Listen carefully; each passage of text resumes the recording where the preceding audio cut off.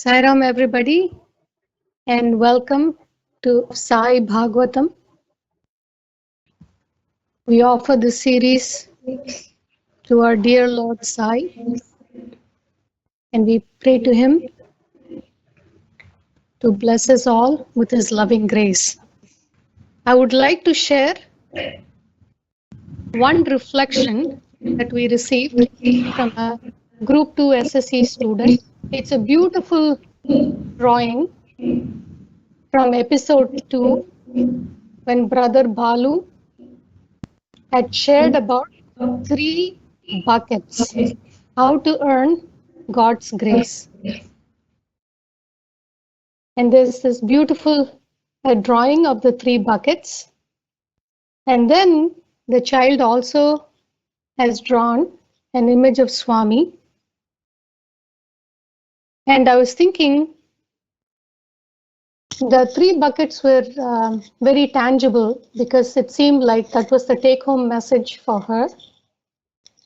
The image of Swami, which says Sai Darshan, is part of the Darshan videos that we show in the beginning. And this particularly touched my heart because it was so inspiring. The child is so open to all the messages that come through this session. One was from the speaker and the other one was from the video that she saw in the beginning of the session. So we want to encourage all the children who have tuned in today to pay very close attention to what the speaker has to share. And we would love to see a drawing or a poem or even a personal reflection that you have from what you have learned from today's session. And you can email it to us at saispiritualeducation@sathyaSai.US. And we are going to collate all the submissions and we will publish it on the website after Aradhana Day. Every episode, time permitting, we hope to share at least 1 or 2 reflections that we get from our children. We also encourage adults, if there's some message that resonated for you from the sharing today, please feel free to send your reflections to saispiritualeducation@sathyaSai.US. We have 2 very special guests today on this episode 4. I'm going to introduce the first guest, which is Ashok Uncle. I had an opportunity to interact with him as we were preparing for this episode. Ashok Uncle had his first darshan of Swami in 1981. And since then, he has been mesmerized and drawn into the orbit of Sai's love. He is a Group 3 SSC teacher in the Seattle East Side Sai Center. And I'm sure there are a lot of his current students and former students who are tuning in to listen to him speak today. For me personally, the first time I interacted with Ashok Uncle, I was really touched by the sweetness in his voice. You felt like he was a person who really listens to you. You get the feeling that you're listened to. I learned that he has received his PhD in biochemistry from IIT. And when I learned that, I was reminded of what Swami has said about PhD. He said, when you get a PhD degree, that stands for pure-hearted devotee, which is PhD. And Ashok Uncle fits that so perfectly and is an inspiration for me. So I'm going to turn the mic over to Ashok Uncle. Sairam Ashok Uncle. Sairam Aparna, and thank you very much for wonderful and kind words you shared with our audiences today. It's my pleasure to be here and to serve Swami in whatever capacity he asked me to do today. So with pranams to our dear Lord's lotus feet, respected elders, brothers and sisters, and SSC students. A warm welcome to all of you. As part of the Sai Bhagavatam series, we have a very special guest with us today. He will be sharing his journey in the Sai path. We are in for a treat, which includes insights, interactions with our beloved Lord, and divine instructions regarding how we should conduct ourselves and how we can benefit from teachings of Bhagavan Sri Sathya Sai Baba. You heard a few minutes ago the definition of word Bhagavatam. I'm going to repeat it. The more number of times we hear it, it's better for us. Word Bhagavatam refers to stories of the Lord and his devotees. Therefore, Sai Bhagavatam is story of Bhagavan Sri Sathya Sai Baba and his devotees. We're going to share that today with us. One of the premier devotees, as I know, is going to talk to us in a minute. Before I start introducing Harish Naidu, I would like to read a quote from Swami. This is a quote about types of devotion. Swami talks about two types of devotion, and this quote refers to that. Devotion is of two kinds. One is acquiring knowledge about God and transforming oneself thereby. This is a natural process by which one starts with the physical, proceeds to the mental, and ultimately attains the spiritual goal of emergence in the divine.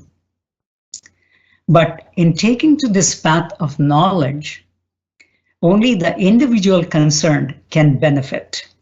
In the second type of devotion, the devotee not only benefits himself or herself, but shares his or her experiences with others and benefits them also.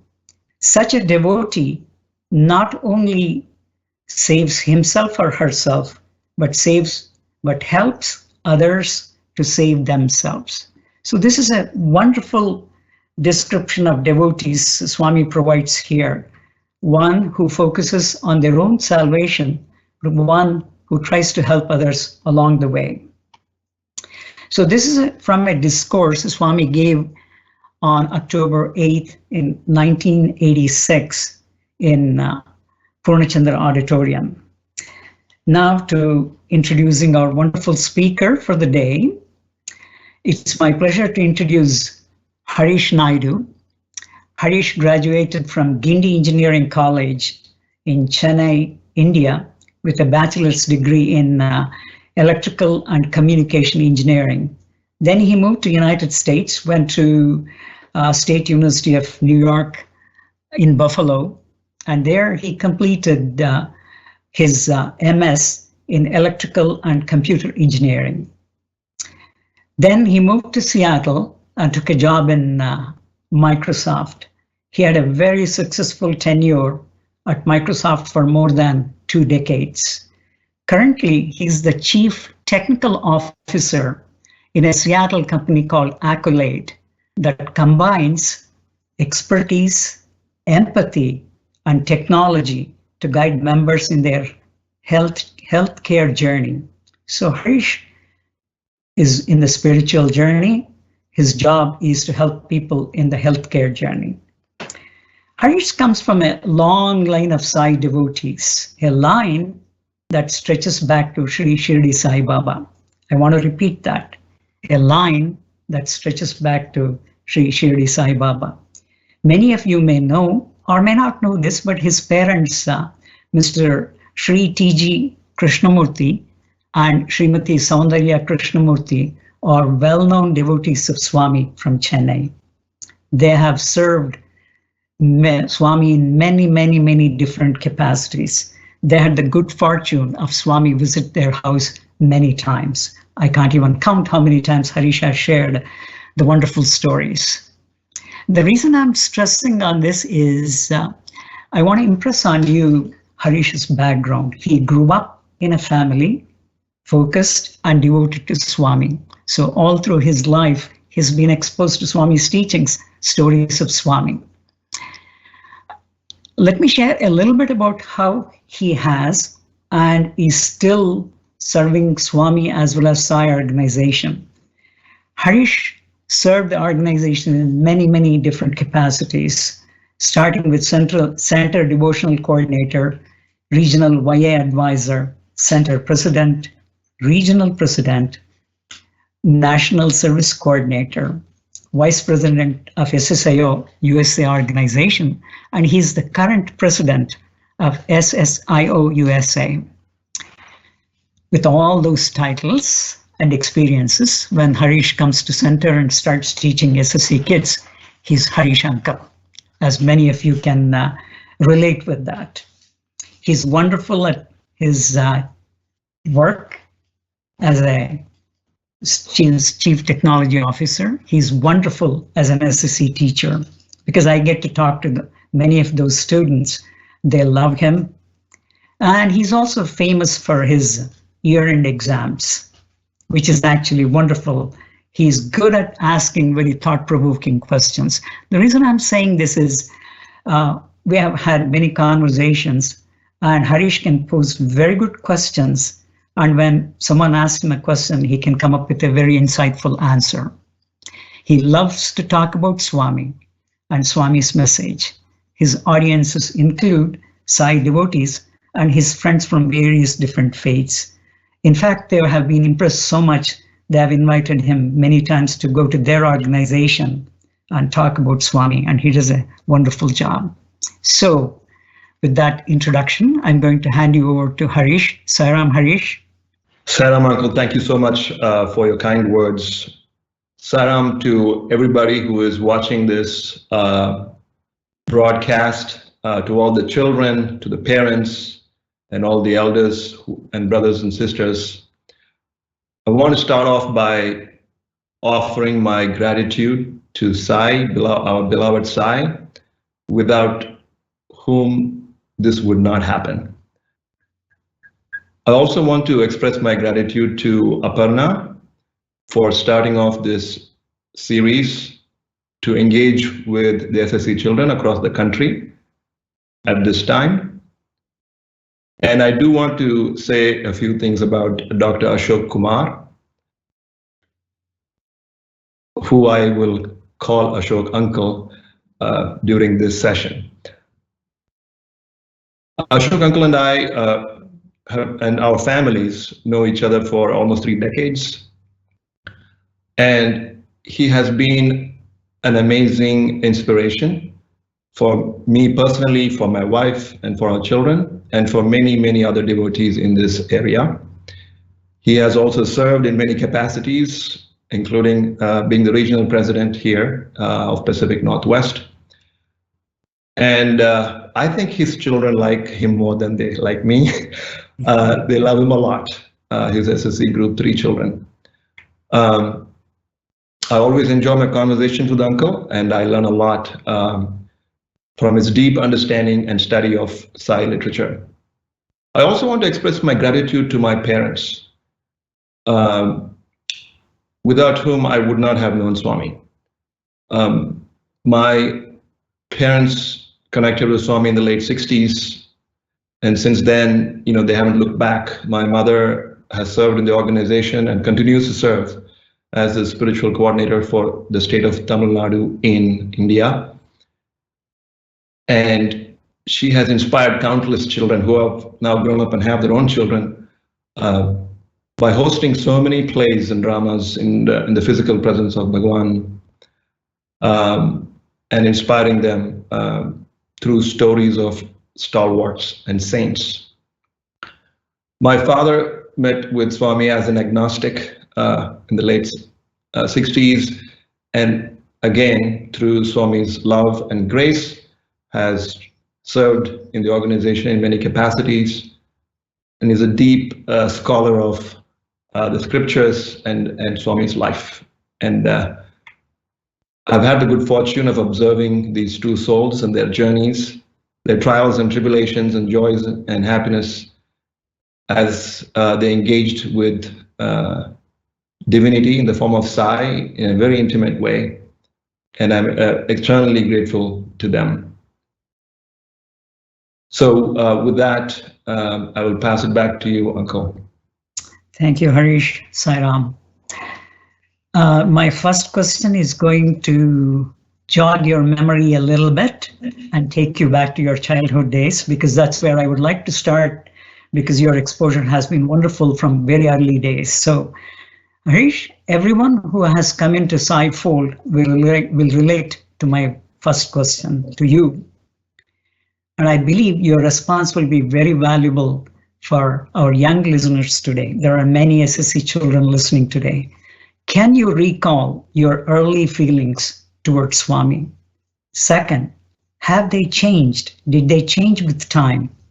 And if so, what triggered that change? And how would you describe your feelings towards Swami now?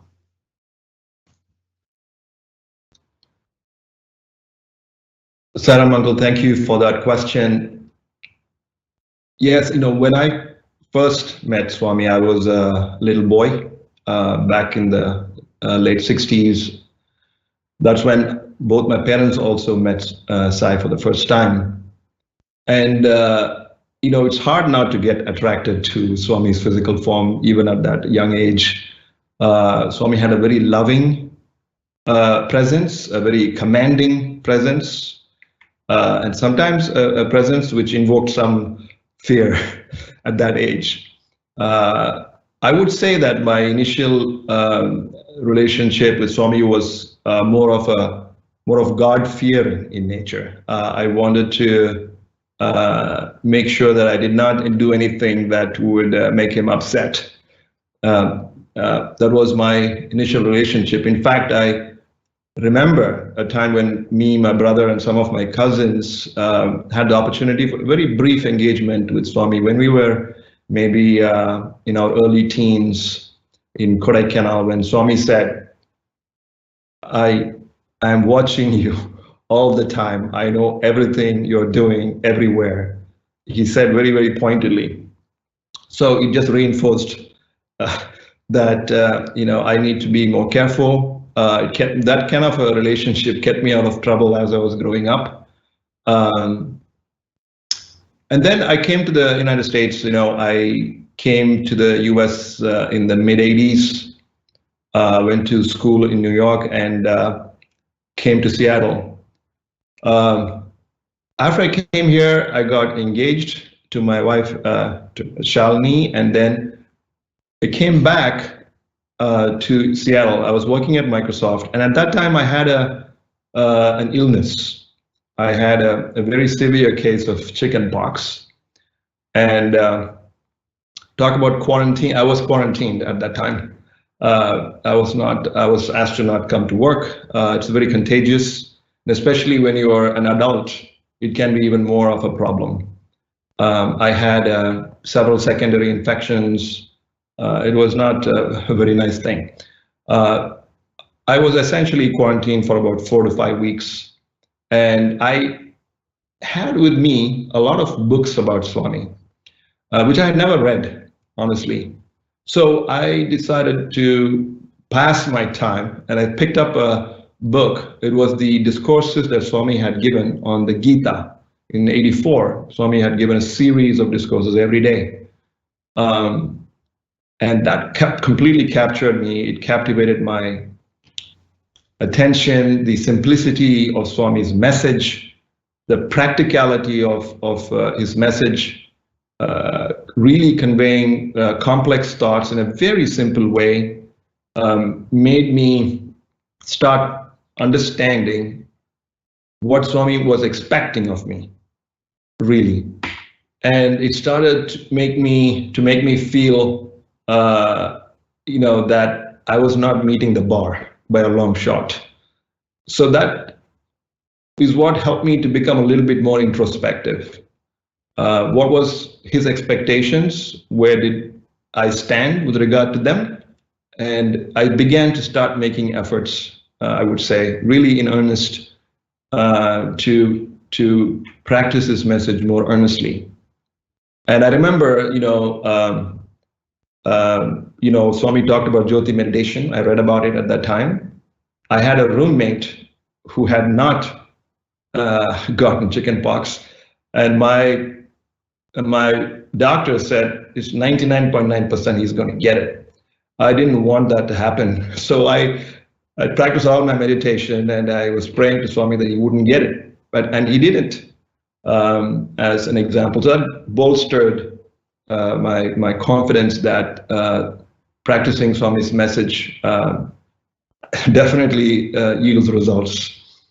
Now, I would say that after marriage also, we used to go back to Prashantini and Shalini and myself, and then later on the children, and Swami used to call us many times and showered his love and affection. And at that time, it became more of how much of love that Swami showed. He became part of the family, and today I would say he's still our best friend. Is our closest member in the family. He's our refuge and solace. So that's where we are right now. Sairam. Thank you, Harish. That was wonderful, actually. I was trying to connect the dots as you were sharing. It's so nice going from a position of concern and awe to a position where you want to understand Swami's teaching so that you can apply. From there, transitioning to love and finally praying for someone else. That's beautiful. Thank you very much for sharing that journey, that pivotal transition, which occurred because you had a lot of time. Swami made it happen. And that led to a deeper understanding, as I am gathering, and a practice of what he taught us. That's lovely. My second question will touch upon a subject where we face difficulties. Many of us face difficulties where we are actually going through a very difficult time as human race at present. Every day, we are bombarded with information. At times, the information is confusing. At times, information is uplifting. At times, it is downright scary. So I'm sure many parents who are listening right now are facing questions from children, because almost all children are at home now. They're going through an interesting time and a difficult time of not being able to meet their friends, not go to school, things like that. So since parents are facing these questions from children, they might be looking at Swami's teachings to instill courage and confidence. So I would like you to recall a time in your life when you and Shalini faced a situation with your children and sought solace and strength from our Bhagavan's teachings and love. Please think of a specific scenario and share with us. Saram Uncle, thank you again for that question. I think it's pretty common, when I say that whenever there is uncertainty or things happen in a way that you did not expect, there is always anxiety. And this is a natural thing. I think it happens to every one of us. And in fact, there are many techniques that we can apply to help us through this anxiety. And there are some of that is on the website. I would just point to that. It's called Stress Alleviation Intervention that Dr. Jack Feely and some of our psychologists in the organization have put together. It's a very nice set of techniques that we should be doing all the time, not only when we have stress. But Uncle, when I was, I was no exception. I can remember very vividly a situation where I was afraid. This was when our son was pretty young. He was a young boy, and he had an infection. And all of a sudden he had severe rashes all over his body. Our oldest son, our second son, was still a toddler, and had a high fever, and we After 3 days, we took him to the clinic. They said, you got to rush him to ER. Took him to Seattle's Children's ER. His white blood cell count was off the charts.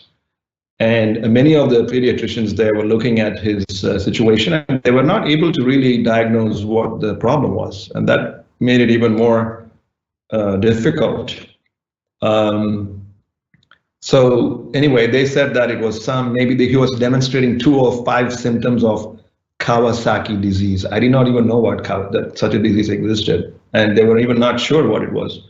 But they treated him, and I went home that night with our second one, and my wife stayed back with my older one in the hospital.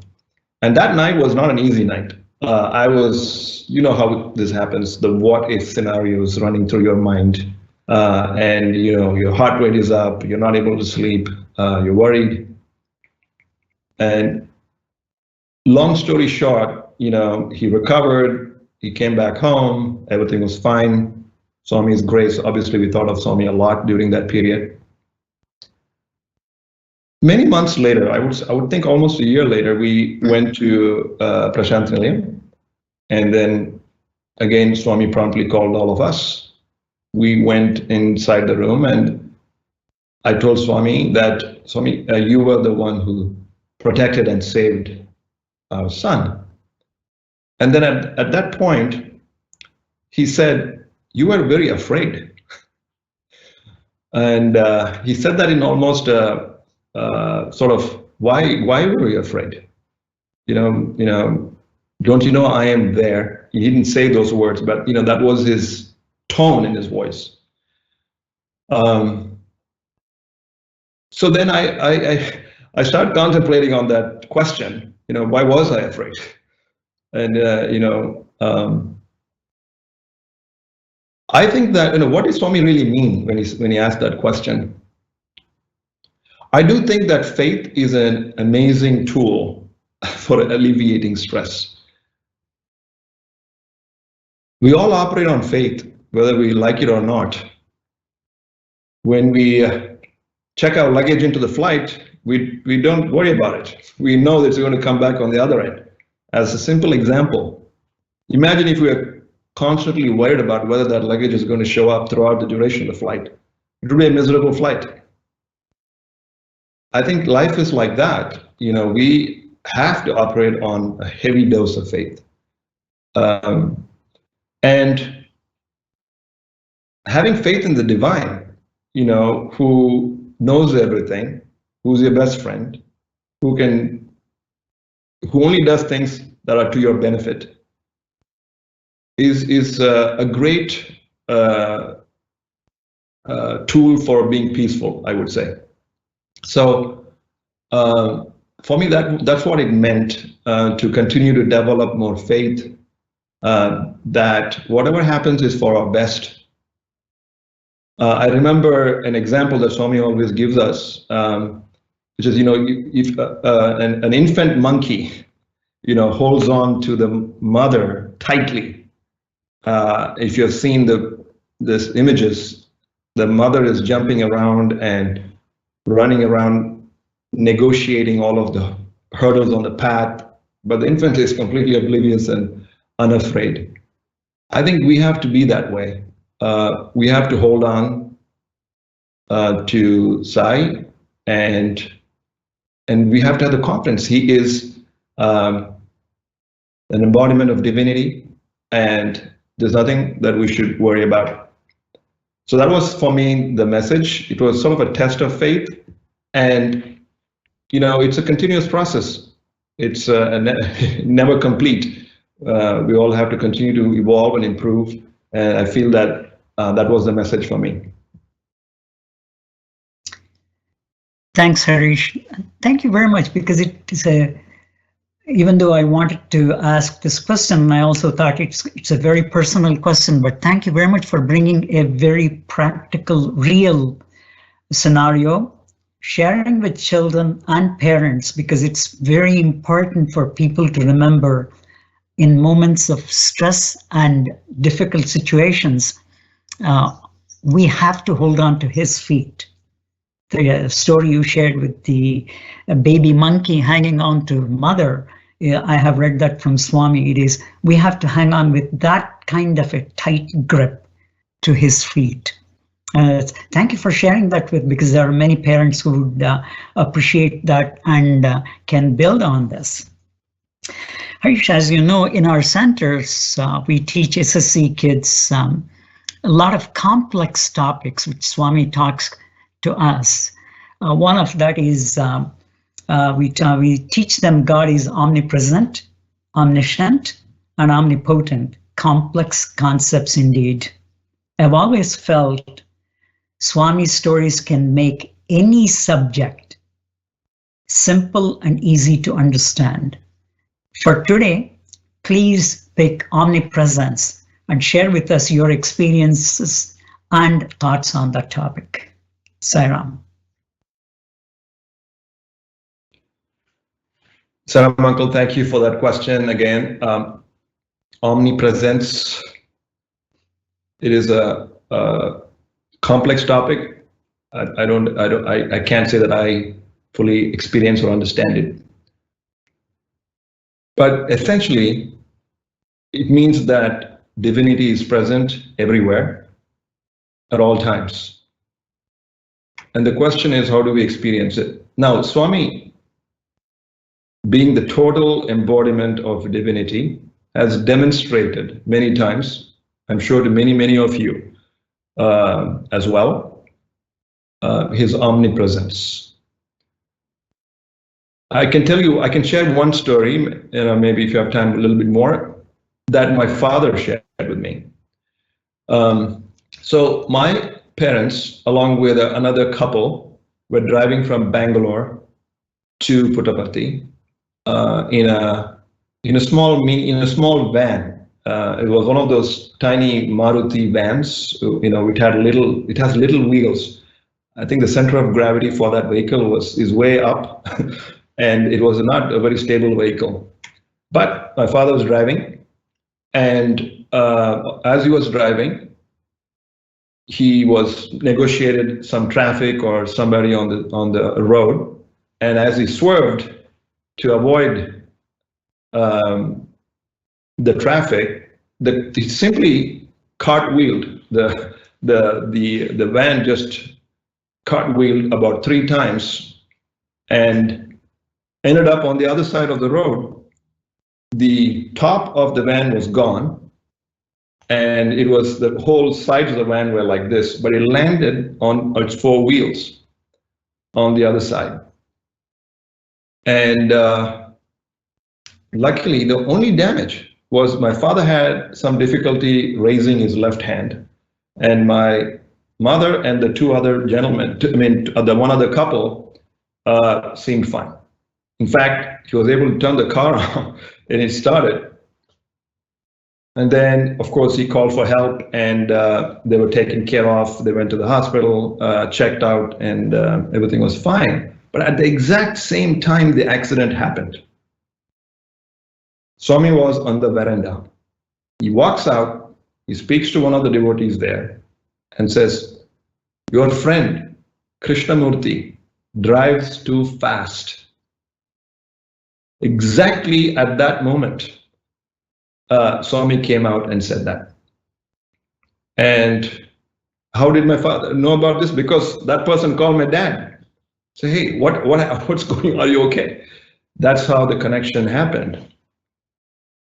And so that's an example, of the omnipresence of divinity. It is something that is incomprehensible, and we have to have that faith that Swami is watching. He's there at all times. So how do we apply this? There are many ways to think about it, right? Swami is watching. God is watching me all the time. There is no place I can hide.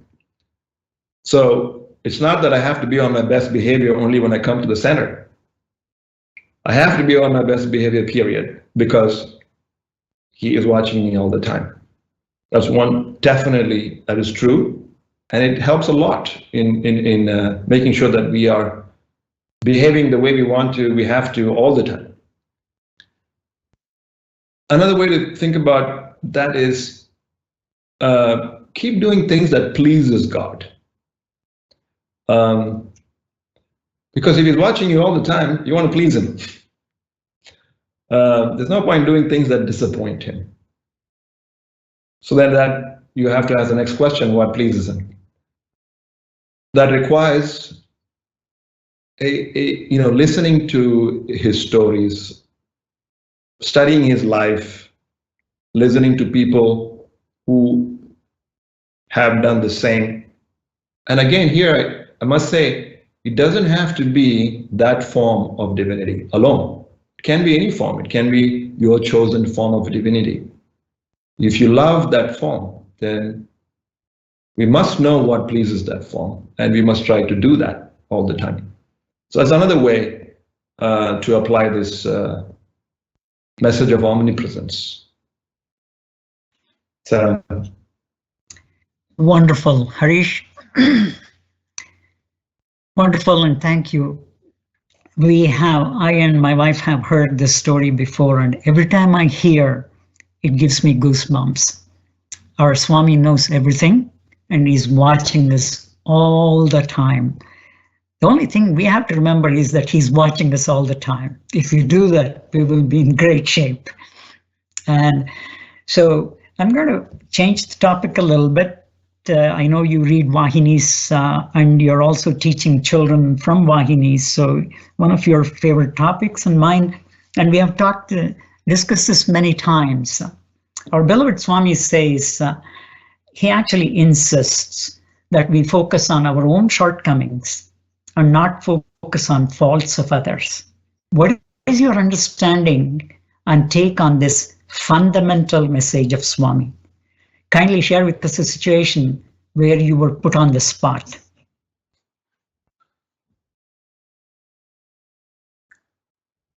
Sarah Mantle, thank you for that question. You're absolutely right. It is one of the most fundamental teachings of Sai.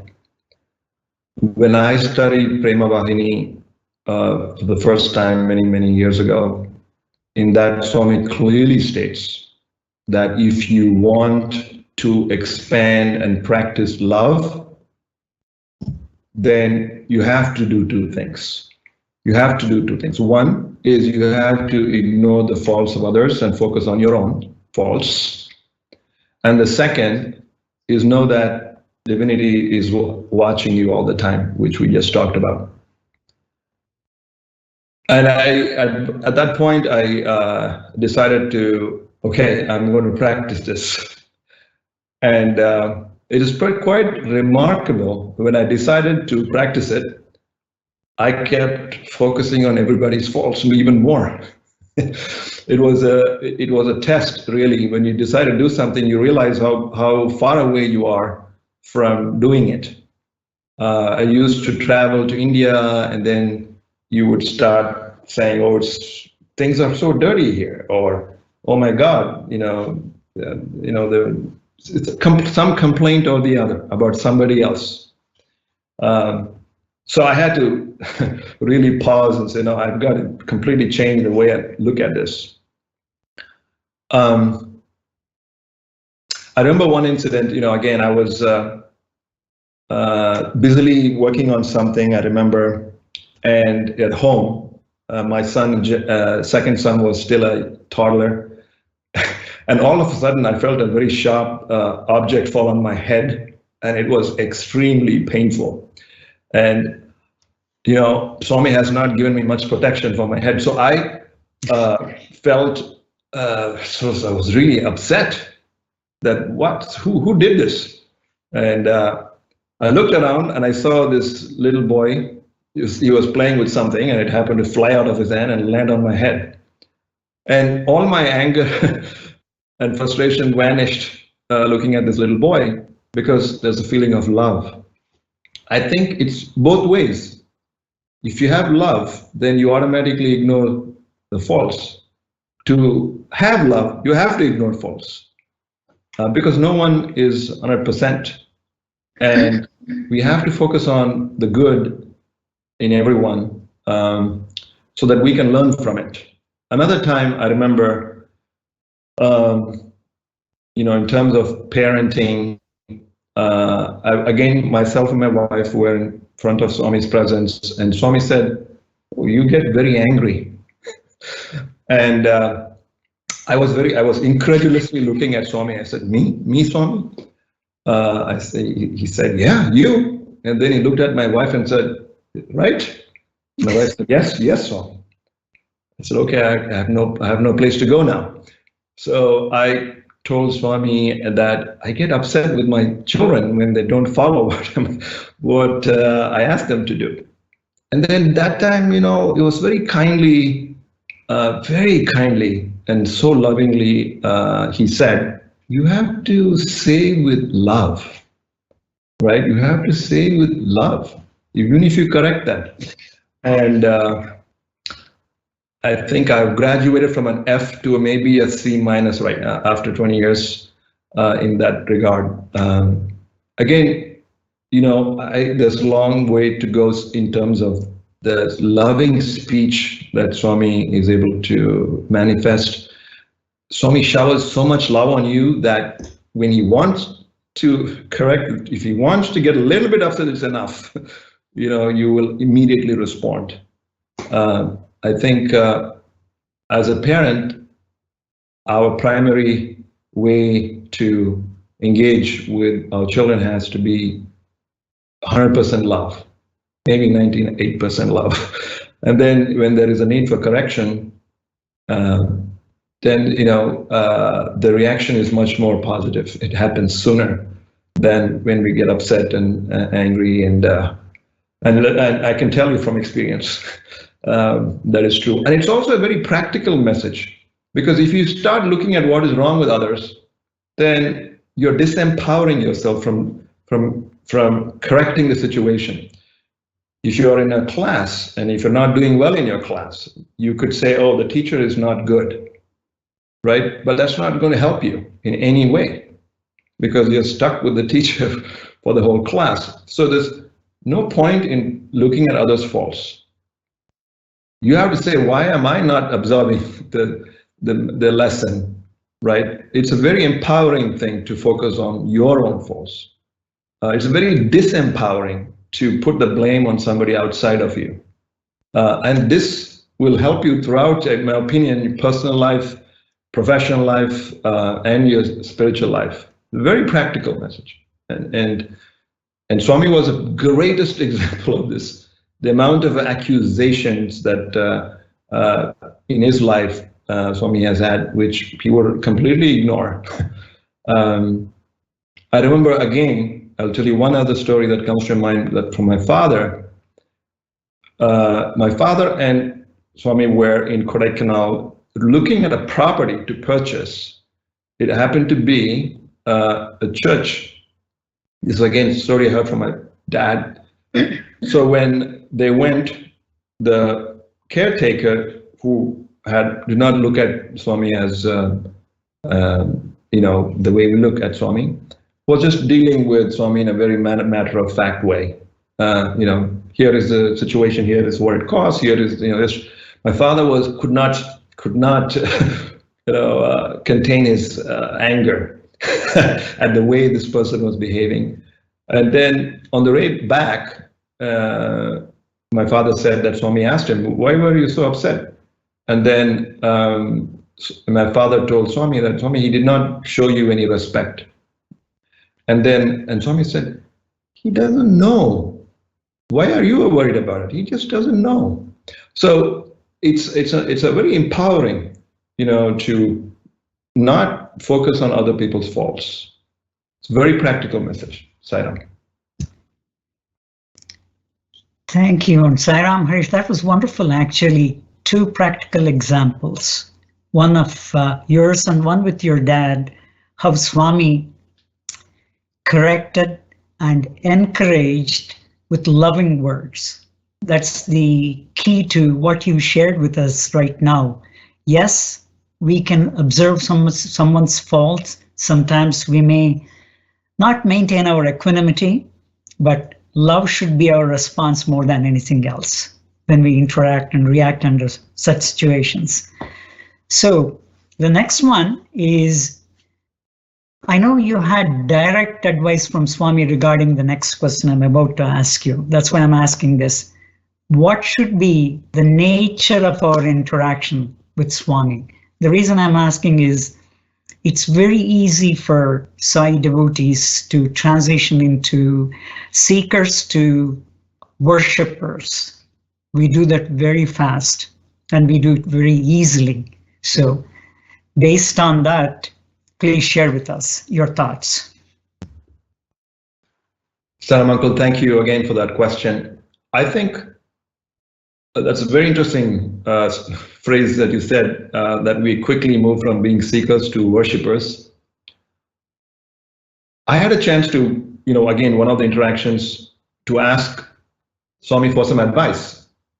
Swami, can you give us some advice that I can take back to the center? That was my question. And Swami was like, wait a minute, I've been giving advice all along. But anyway, he was very kind and he said, okay, I'll give you some advice. He said, you put me on a pedestal and worship me. He said, that is very wrong. In Telugu, he said, chala tappu. And he said, I am in you and you are in me. You and I are one. That is the right attitude. So that's what he said. And it was very, obviously, how Swami said everything, very sincere, very, very loving and kind. And been thinking about that a long time. Swami is the embodiment of truth. So what he's saying is absolute truth, which is you and I are one. How do we even begin to experience that oneness is an interesting question. For me, it meant a few things. Again, during my study of Prema Vahini, Swami explained this very nicely. He said, worship, when you worship an object, you are attracted to the qualities that object has. And through the process of worship, you are acquiring for yourself those qualities. And at the end of that process, you and what you worshipped are one and the same. So that's a very, very practical way of looking at it, because we do it all the time. If you want to be a sports person, if you want to be a Wimbledon champion, you're looking, I'm sure you're looking at some role model that you want to quote unquote worship. You're observing that person, you are understanding what that person does, and you are trying to practice what that person does, and so that you get to be like that person. We do it all the time. So, can we use Swami as the role model? He's the ultimate role model. And what about Swami attracts us to him? And through this process of worship, can I manifest those same qualities? That's the question that came to me after he said that. And personally, there are so many things about Swami that attracts me to him. I can share a couple of things, and I'm still figuring out how I can manifest more of that. One thing is the compassion and empathy that Swami has. He only cares about you and your feelings. He does not judge them. He does not judge them. He does not say that's good or bad. He just relates with them. It's incredible, the empathy that he's able to have, because it's such an intimate relationship. There's literally, he feels what you're feeling. I'll give you one story. Got married, went to see Swami. Swami looks at me and says, "Is your wife here?" I said, "Yes, Swami." In fact, I was able to meet Swami more after I got married, so it's purely Shalini's grace that we were able to do that.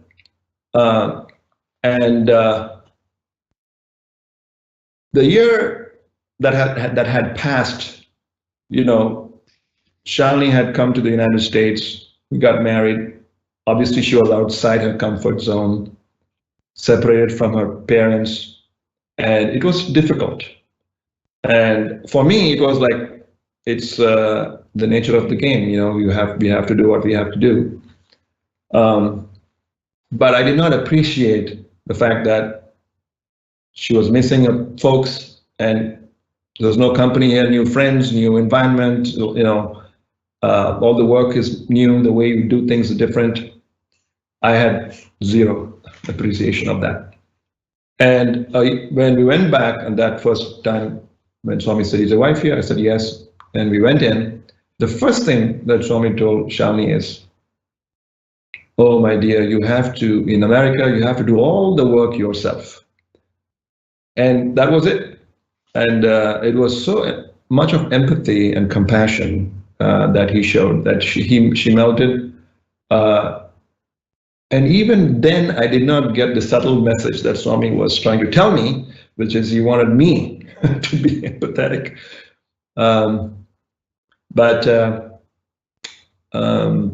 many years later, you know, I'm still learning that.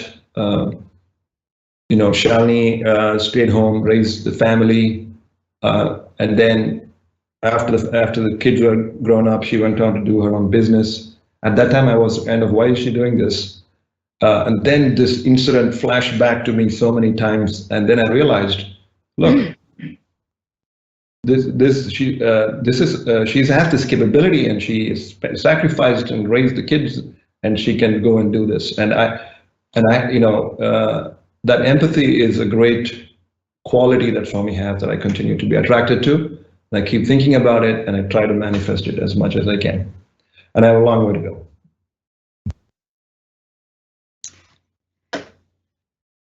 Thank you, Harish. Saram, what a transition, what a story of transformation, right from childhood, looking at Swami and saying, oh, he's watching me, I better be careful, all the way to going to his lotus feet, and then saying, now I need to be more sympathetic. I have to show empathy to others, love, oneness, all the things Swami wants us to practice constantly. Thank you on behalf of all the people and all the students, SSC students who are listening.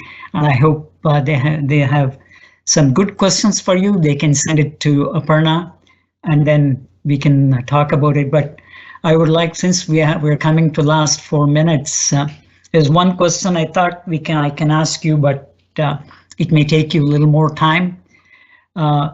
Just quickly, share with us what you shared about your first Seva experience, and we can wrap up after that. Saram. Saram, Uncle, yes. You know, one of the clear paths that Swami has demonstrated throughout his own life is the path of service. And it is the best way to get all of the things you're talking about, to manifest those qualities that we all have. So this was a great experience. My first really true Seva experience was I was 17 or 18 years old. There was a polio camp in Chennai, India. Many doctors were part of it. In fact, Aparna's father was one of our leaders there. And my father said, you should come. And I said, well, there's a cricket match that day, and there's no way I could go. My father said, you know, hey, the match starts at 10 o'clock. Why don't you at least come for an hour at 8 o'clock? I said, okay, I'm definitely going to come for an hour. And so when there at 8 o'clock, I was assigned to a physician. My job was to assist the physician however he wanted.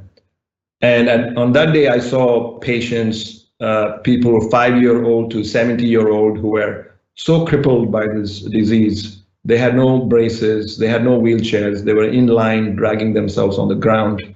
And literally my job was lifting them up onto the examination table. You know, there was incontinence, we had to do cleanup. That's all I did for half the day. In the second half of the day, I was assigned to pharmacist, and my job was to dispense the medications. Long story short, by the time all this was done, it was 7 in the evening. I don't even recall if I had lunch that day, and obviously any thoughts of the cricket match disappeared. The connection, the joy on the faces of the individuals, and the level of utility you feel, doing the seva, the ability to share other people's sorrow and pain was just an incredible experience. It breaks down those barriers. You're not thinking about anything but what you can do to help. And it's a great opportunity now. Divinity is in all forms. So many people are on the front lines of this situation, the pandemic we have, doing so much work. Divinity is there. Swami is there. So many people are doing so many things to help people. So we have to have the ability to see that divinity in all forms, in those nurses, in those frontline workers, in everyone who's helping others in the society today. So that was my experience, Sairam. And finally, I do want to, I know we're out of time. I want to say thank you again to Aparna and Ashok Uncle for organizing this. And also thanks to all of the SSIO leaders who are helping the Sai community through this phase and keeping the activities continuing and going on. It's inspiring for me to see the amount of work everybody's doing. I'm so grateful and so, humbled and learning so much from all the work that everybody is doing. So, Sai Raman, thank you. Very quickly, I would like to express my gratitude to Bhagavan and to Sai organization for this opportunity, because I always love talking to Harish. He knows that and I enjoy that. And our conversations go so fast. We have gone through 1 hour and yet there is so much to share. Thank you very much, Swami, for everything. Sairam. Thank you, Uncle. Thank you, Harish Anna. I agree with Ashok Uncle. I feel like you were just barely warming up and we could have gone another 1 hour with this discussion. So as usual, I was writing so much I had to switch to 2 notes now to summarize it. And this is how I kind of, I guess, connected the dots. I know there were some questions, so let's hopefully this will help them to connect the dots, because the question was about how did you connect the dots and how is the journey of transformation. So I'm kind of plagiarizing Swami here, and I'm coming up with my own because Swami has said life is a challenge, meet it. So Ashok Uncle gave the introduction saying that you give exams to SSC children. I got to talk to them. So I thought the main takeaway from this talk is life is an exam, take it. You said you were God-fearing, and we are generally afraid of exams, right? And we kind of think of God as the examiner. So we tend to be afraid of the examiner, and that is interesting. The examiner is just watching you. They're not the one who are assessing you, they're just watching you. But somehow we are afraid of the examiner, which is what you said when you first met with Swami. You were kind of afraid of him. And Swami also very conveniently reinforced it by saying, I am watching you all the time. Be careful. So we kind of think of God as an examiner. Then you talked about your experience of being quarantined for 4 to 5 weeks because of an infectious disease you had. So when you started out, you were not studying, I suppose. So now you were forced to study for the exam. So beautiful. And what you studied was the Bhagavad Gita. And I love the 1984 discourses. I kind of, go back to it a lot to get clarity. Whenever I'm in doubt, I definitely go back to Gita. So Swami made you study it. So then he kind of created this feeling in you that Gita is not that difficult. Meaning, you think of life being an exam. It's not that difficult. It is simple. It's practical, and there are study guides that is available to take this exam. So that's what I got out of when you said you were studying the Bhagavad Gita. And then you had your, I'm sure there were many exams that came after that, but the one exam you shared was your son's illness, where the doctors suspected that he might have had Kawasaki disease. So there was this doubt which comes, the day before your exam, you're always nervous and you're thinking, am I going to do well? Am I not going to do well? Even though you're prepared, you have this doubt. So you had a doubt, is God really going to be there? And then Swami gave you that answer saying, why are you afraid? I am actually with you.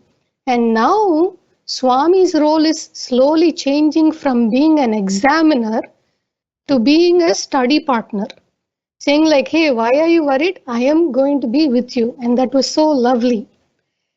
And then you also talked about the message. I'm going to come back to the message at the very end that Swami gave you to take to your center.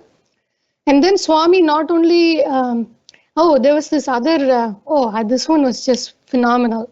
I also struggle with, not finding faults. Swami says that, and this is by far the most practical example I have heard so far, where you said, your head was not protected and your son, your 2-year-old, threw a stone. But because it was your son, you had that love towards him. So then you were able to overcome that emotional. And I was thinking, man, this is like such a fantastic way of overcoming. Anytime we get angry or we find faults, we just look at the other person and we either think of them as a child, because children tend to evoke that sense of generosity within us. When we see a child, we always tend to feel very generous. If you're not able to think of them as a child, then think of someone whom you love a lot and think that that person is right there. So this was a very practical demonstration of how you can overcome that. And then Swami also reinforcing it, saying that whatever you say it with love. And then looks like Swami added more study partners for you. Shalini Akka came into your life. So through her, now your exams were getting sweeter and easier, I would presume. So then your family expanded. So everybody is becoming a study partner for you. So your circle is kind of growing. And that is so lovely. And then Swami's message. And then you shared what the message Swami gave for your center, which is, I am in you, you are in me, you and I are one. So Swami started first as an examiner, and then he became a teacher, then he became a study partner, and now Swami is saying, hey, you are not the one who is taking the exam, I am the one who is taking the exam. And when we have that feeling, what is there to be afraid of? Because it is Swami who is taking the exam. And that was so lovely. And then the final message was about the service, which was just so beautiful.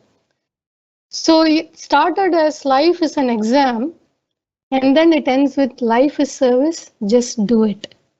If we can think of every day as a service that we offer to everybody who is around us, how joyful that life will be. So I want to thank both of you again for this lovely session and this evening. Today, I'm sure all of our listeners also enjoyed it very much. Thank you to Swami and thank you to everybody. Sai Ram.